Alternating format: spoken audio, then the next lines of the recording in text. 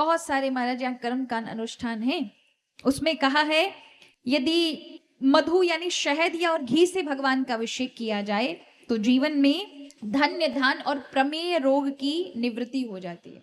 तीर्थों का जल जैसे काशी में गंगा जी उत्तर वाहिनी गंगा है, इनका जल लेकर के और महादेव पे चढ़ाने से मोक्ष की प्राप्ति हो जाती है।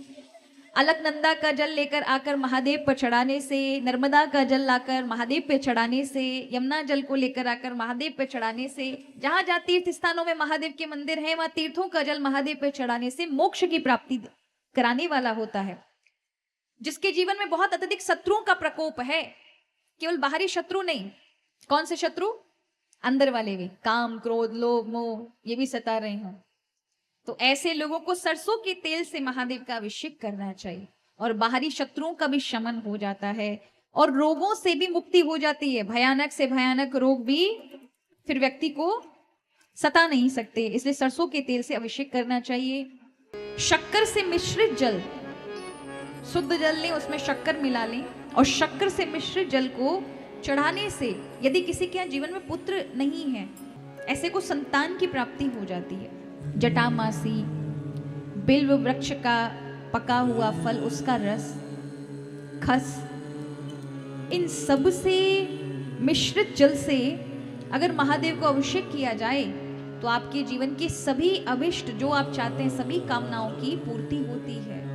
इतनी महिमा है इन सभी अभिषेकों की।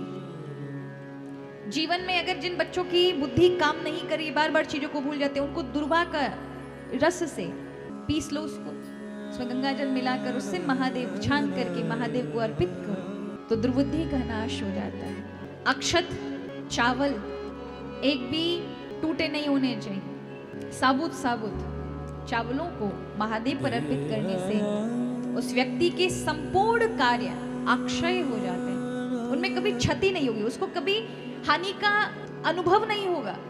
इस प्रकार से अनेक महादेव के अभिषेक, पत्र, पुष्प, इन सब की विशेष महिमा बताई है।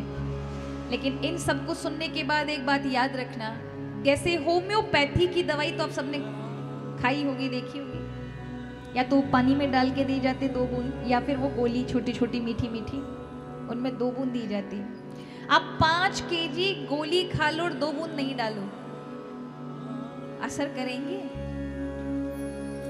वो पूरी 5 केजी में वो 4-5 बूंदे ही बहुत महत्वपूर्ण है।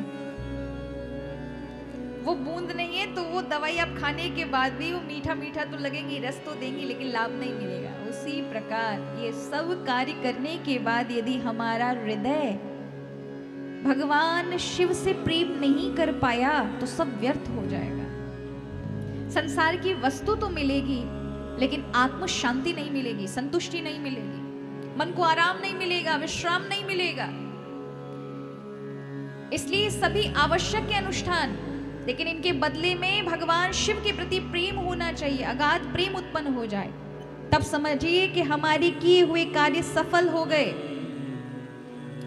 अन्यथा ये श्रम हो जाएगा। इसके बदले में कर्म कभी समाप्त नहीं होते, पुण्य मिलेगा, पुण्य के बदले में सुख मिलता है, तो संसार का सुख तो मिलेगा, लेकिन ये मन जो है ना, ये पिशाच ही रहेगा, ये भटकेगा, इसको शांति नहीं मिलने वाली। इसको शांति शिव के चरणों से, शिव के प्रेम से मिलती है।